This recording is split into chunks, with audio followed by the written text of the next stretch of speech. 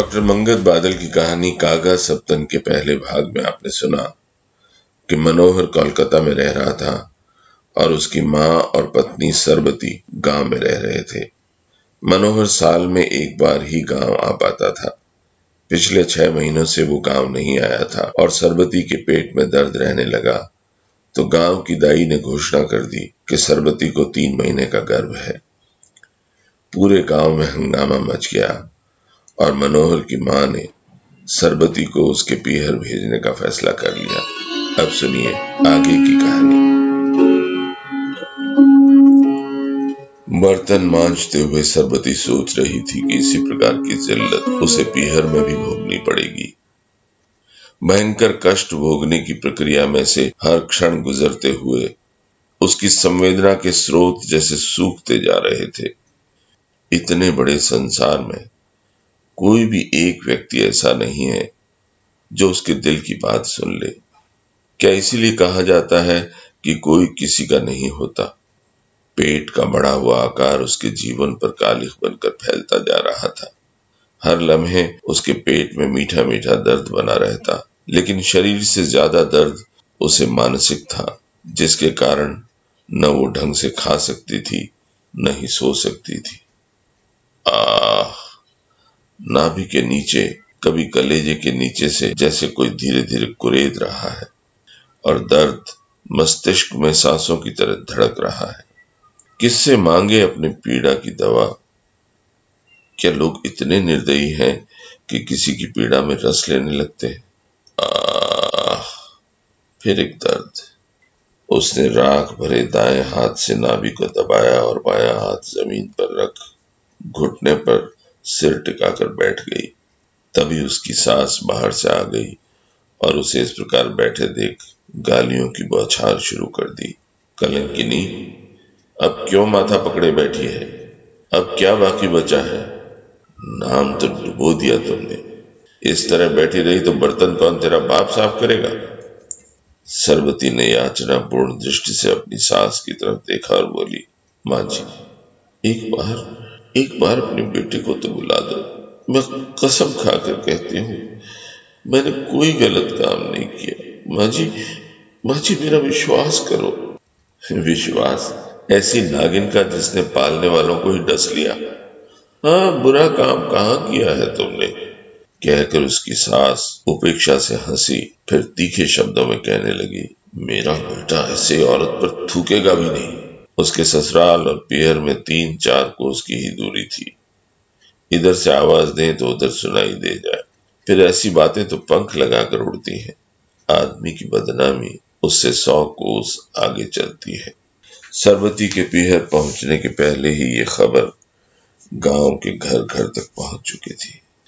जब वो गांव में घुसी तो उसका भाई ऊंट की मोहरी थामे ऊंट के आगे आगे चल रहा था और वो ऊंट के पीछे पीछे चल रही थी। पानी लाती औरतें उसे कनखियों से देख देख कर फुसफुसा रही थी। सरबती की हिम्मत नहीं पड़ रही थी कि वो किसी से आंख मिला ले या बात कर ले। एक अपराधिनी की तरह वो निगाहें नीचे किए चल रही थी। पीहर आने पर लड़की के चेहरे पर जो स्वाभाविक प्रसन्नता और उत्साह होते हैं, वो कहीं गायब थे।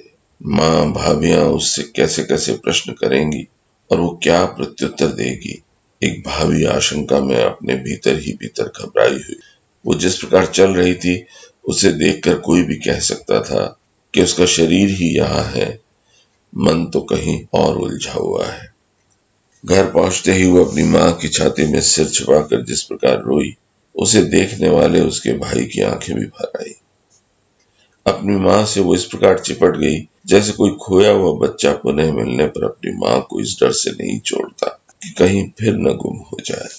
सरबती ने एकांत में माँ के सामने कस्में खाई और ये विश्वास दिलाने की कोशिश की कि उसने कोई ऐसा काम नहीं किया है जिससे किसी की नाक कटे या नीचा देखना पड़े।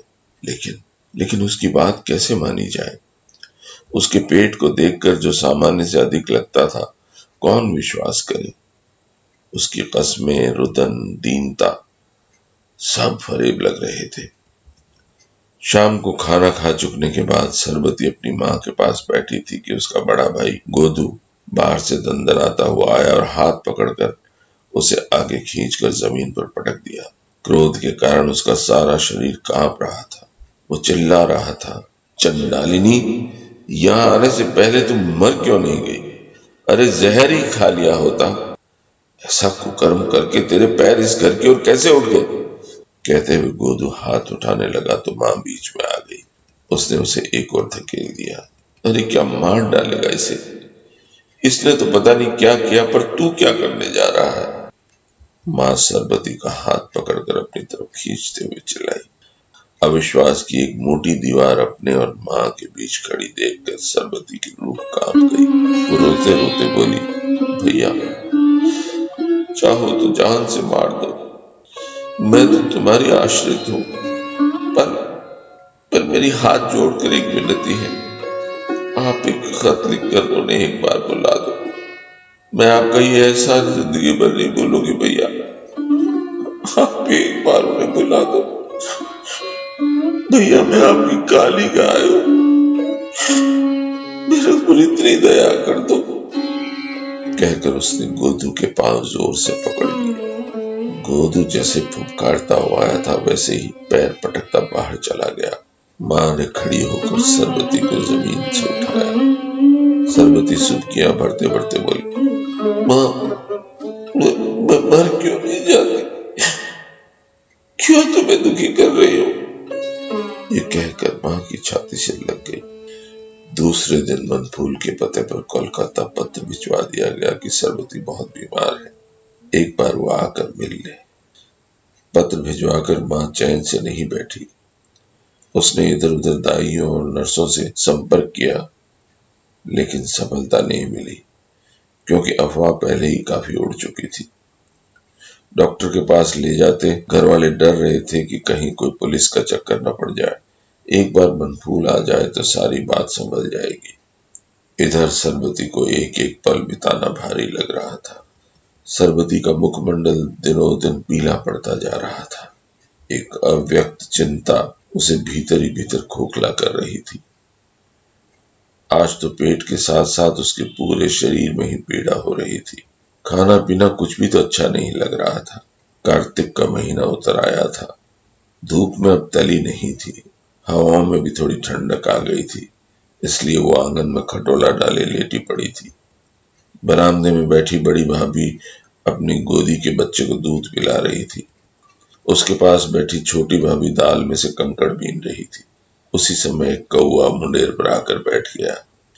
किसी आशा की वशीभूत कौए को उड़ाने के लिए सरबती का हाथ ऊपर उठा तो बड़ी भाभी की उपेक्षात्मक हंसी ने जैसे उसके कानों में पिघला हुआ शीशा उंडेल दिया। वो फुसफुसाकर छोटी को कह रही थी, अब भाई सा कौए उड़ाने बैठी है, ऐसे लक्षणों वाली को भरताल लेने और आएगा। सरबती ने देखा कौआ उड़ गया था। उसके डूबते हृदय में आशा का संचार हुआ। फिर सोचा, कौए को तो उड़ना ही था, अब नहीं तो थोड़ी देर बाद से ही, इससे क्या हो जाएगा। उसे फिर से विषाद ने घेर लिया। उसने हिसाब लगाया कि पत्र भेजे 15 दिन हो गए, अब तो उन्हें आ जाना चाहिए था। क्या उन्हें भी आने से रोक दिया गया है? सरबती को आशा की अंतिम डोर जो नजर आ रही थी वो भी अब टूटने लगी। तो वो भी अब नहीं आएंगे। माँ जी ने खत भिजवा दिया होगा। उन पर इतना विश्वास मुझ पर बिल्कुल नहीं। शायद पत्र न पहुंचा हो। वो क्या करे? प्रतीक्षा करे। प्रतीक्षा आखिर कब तक? आ भी गए तो विश्वास कर लेंगे। सारी दुनिया एक और, वो अकेली एक और। क्या करे वो? एक औरत कैसे विश्वास दिला सकती है? आज खूब दर्द हो रहा है। आज शाम से ही वो बिल्कुल उदास थी। लेट तो गई लेकिन उसे नींद नहीं आ रही थी। दर्द बढ़ता ही जा रहा था। वो अधीर हो रही थी। कहे भी किससे? कौन उसे दवा लाकर देगा? दोनों भाई अपनी अपनी पत्नियों के पास सोए पड़े थे। माँ की चारपाई उसके पास ही थी। उसके ज्यादा चीखने चिल्लाने से अगर माँ की नींद उचट गई तो भाइयों भाभियों को भी जगा देगी। नींद में खलल पड़ने पर वो ज्यादा बिगड़ उठे तो स्थिति कितनी बदतर हो जाएगी। एक असह्य पीड़ा उसके रोम रोम से फूट रही थी। दर्द का सैलाब मस्तिष्क की चेतना को डुबो रहा था। उसने अपने ओढ़ने से पेट को कसकर बांध लिया था। ओढ़ने का दूसरा छोर अपने मुंह में ठूस लिया ताकि रुलाई बाहर न फूट पड़े। उसके सामने मनफूल का चेहरा। उसे लगा कि कौवे ने संदेश पहुंचा दिया है। वो वहां से दौड़कर उसके पास चला आया है। तभी भाभियों की उपेक्षापूर्ण हंसी उसके कानों में गूंजने लगी। अब ऐसा कौवे उड़ाने बैठी है, ऐसे लक्षणों वाली को भड़ताल लेने और आएगा तो नहीं आएंगे।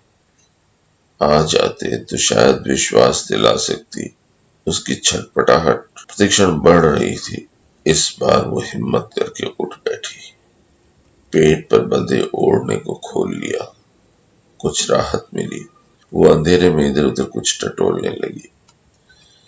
सुबह घर में कोहराम मचा हुआ था। सरबती ने रस्सी से लटक कर आत्महत्या कर ली थी। उसने घूंघट निकाल रखा था। गांव में खबर फैलते देर भी कितनी लगती है। गांव का सरपंच, लंबरदार, पंच और दूसरे व्यक्ति इकट्ठे हो गए। चौकीदार भेजकर पुलिस को सूचित किया गया। मनफूल की मां को भी वहीं बुला लिया गया। दिन चढ़ते चढ़ते पुलिस आ गई। मौके का मुआयना करके लाश को नीचे उतारा गया और पोस्टमार्टम के लिए शहर के सरकारी अस्पताल में भिजवा दिया गया। गांव का सरपंच, लंबरदार, सरबती के दोनों भाई, मां और सास भी दूसरी जीप लेकर अस्पताल पहुंच गए। लाश लौटाते हुए डॉक्टर ने पोस्टमार्टम की रिपोर्ट पढ़कर सुनाई तो सब सन्न रह गए। डॉक्टर ने बताया कि सरबती के पेट में एक बहुत बड़ी गांठ थी जो दिल की ओर निरंतर बढ़ती हुई भयंकर तकलीफ दे थी। उसकी मां दहाड़ मारकर बेहोश होकर वहीं गिर पड़ी। सरबती की सास ने लाश के चेहरे पर से पर्दा हटाया तो देखा सरबती ने एक सुहागिन की भांति पूरा श्रृंगार करके आत्महत्या की थी। उसकी आंखें अब भी खुली पड़ी थी, जैसे अपने पति की प्रतीक्षा कर रही हो।